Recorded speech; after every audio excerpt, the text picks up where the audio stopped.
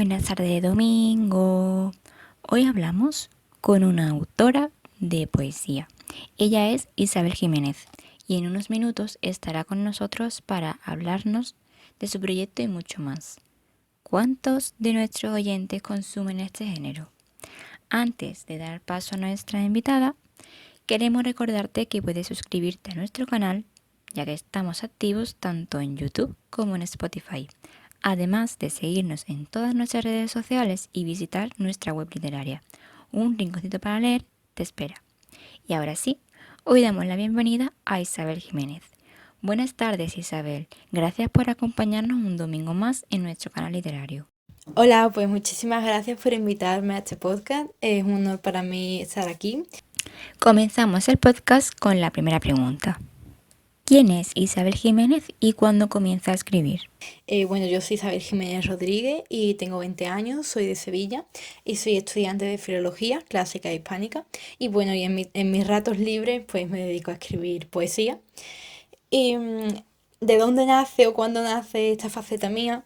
Pues bueno, escribir siempre es algo que me ha llamado la atención y durante la adolescencia pues como todo adolescente, ha volcado sus sentimientos para desahogarse, pero hará unos 2 años aproximadamente cuando decidí empezar a escribir con una finalidad más estética o con fines de publicación o algo más, más literario y no tanto como un desahogo.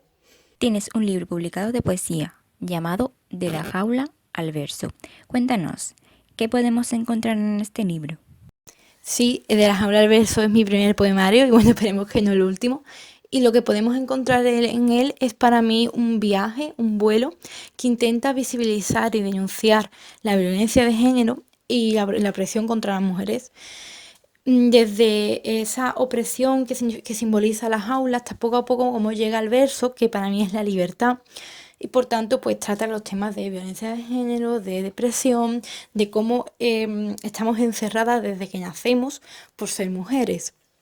Entonces, poco a poco, pues intento dar también ya no solo esa visibilización, sino también una esperanza y cómo se puede salir de esa jaula. También podemos encontrar en él muchas referencias mitológicas, ya que para mí es muy importante porque las mujeres de la mitología, como pueden ser Penélope o Ariadna, al final sufrieron las mismas cosas que sufrimos nosotras en la actualidad, aunque sean contextos históricos diferentes, obviamente. Y bueno, es un poco mi cometido, ¿no? Con De la jaula al verso, a través del dolor propio, el dolor que puedo conocer a través de otras mujeres, dar ese rayito de esperanza y sobre todo para mí, pues, no sé, eso, que quien lo pueda leer se pueda sentir acompañado y pueda entender que se puede salir de todo ello. Además de adquirirlo en la web de la editorial Exlibris, ¿podemos encontrarlo en otra plataforma? Sí, aparte de la web de editoriales Librix, también lo podéis encontrar en Casa del Libro, Amazon, Agapea. Incluso también si me lo pedís a mí por mis redes sociales, también os lo puedo enviar a vuestra casa, firmado, dedicado, con marca página. Incluso si sois de Hispanoamérica, también tenéis algunas librerías online, también lo podéis conseguir. Como antes he mencionado, está publicado con una editorial. ¿Por qué te decantas por esta opción?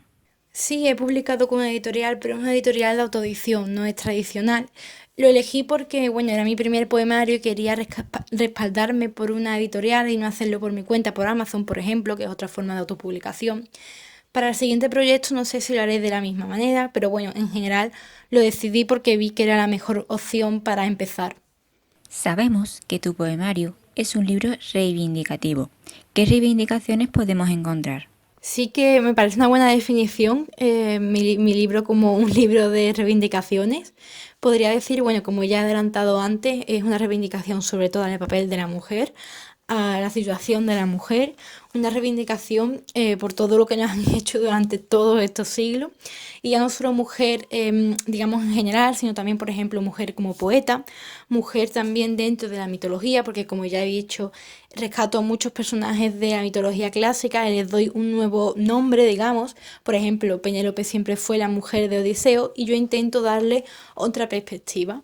También la reivindicación también en cuanto a la mujer como mujer sáfica, es decir, mujer que ama a otras mujeres, pero en general todo está relacionado con visibilizar a la mujer en todos sus aspectos. Sabemos que te gusta la mitología. ¿Crees que ha influido en tu escritura? Pues sí, la mitología ha influido muchísimo en mi escritura, sobre todo en este primer poemario, ya que para mí es fundamental, me parece algo que literalmente es lo que nos conforma ahora como personas, ya que todo viene del mundo griego y la mitología es el reflejo de la sociedad y por tanto el reflejo de la sociedad antigua, pero también la moderna.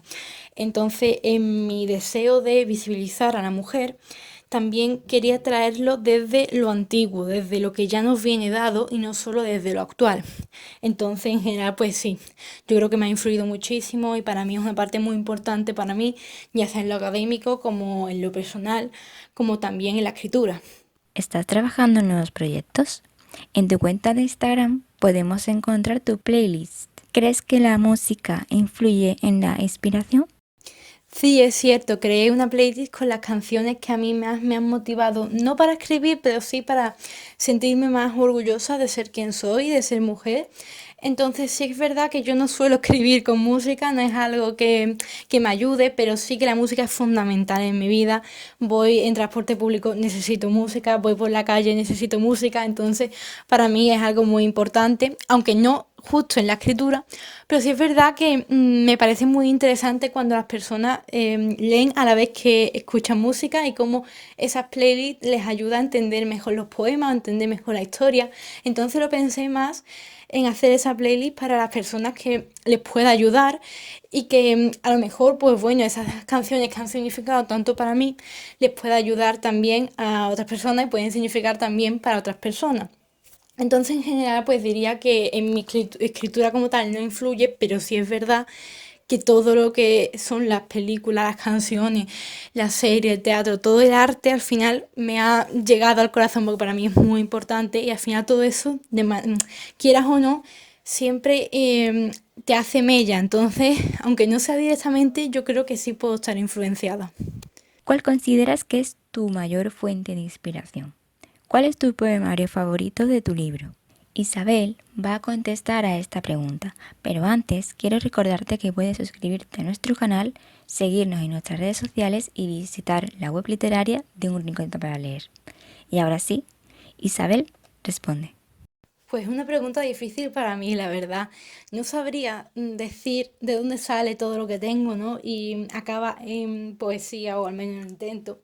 Ese ejercicio de introspección creo que viene de la vida misma, ¿no? Es la típica respuesta, pero al final no podría dar otra, no sé, de mi vivencia, de lo que he sentido, de lo que siento, de lo que llegaré a sentir, de las personas que me rodean, de las situaciones que veo, que siento, que he pasado, ¿no? Entonces lo reduciría un poco a eso, pero no sabría muy bien. Es complicado saber de dónde viene todo, ¿no? Es una pregunta difícil, la verdad. Y en cuanto a cuál sería mi poema favorito del poemario, es complicado elegir porque obviamente todos están ahí por una razón. Algunos significan más, otros algo menos, pero obviamente todos significan mucho para mí.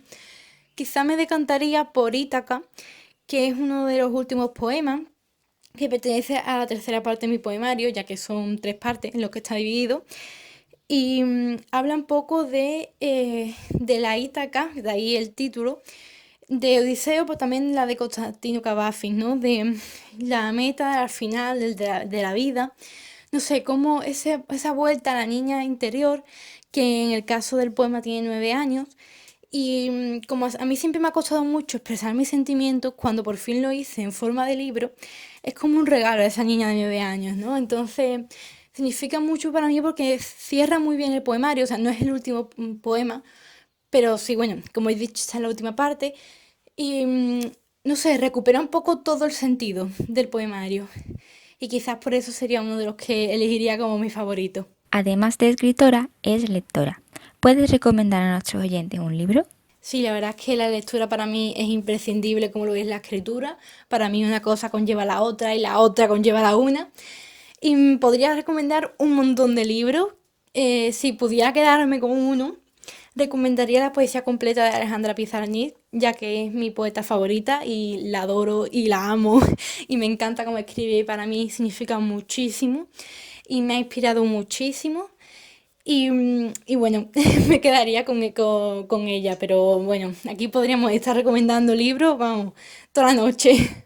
Finalizamos este nuevo podcast con una pregunta que nos encanta hacer. ¿A quién te gustaría escuchar en próximos podcasts? Pues a mí también me gusta mucho esta pregunta, la verdad. Invitaría a Rocío Ángulo Dorado, que es mi novia y acaba de sacar su tercer libro, que también es un poemario, así que yo creo que le puede gustar bastante hacer esta entrevista. Y hasta aquí el podcast de hoy. Muchas gracias, Isabel, por acceder a este podcast. Que pases una buena tarde. Muchísimas gracias a ti por invitarme aquí, la verdad es que ha sido un placer y me lo he pasado muy bien, así que nada, que espero que para otra también estemos por aquí. Muchas gracias y pasa una buena tarde. Y a ti, darte las gracias por llegar hasta aquí. Os esperamos el próximo domingo a las 6 de la tarde. Que paséis una buena semana.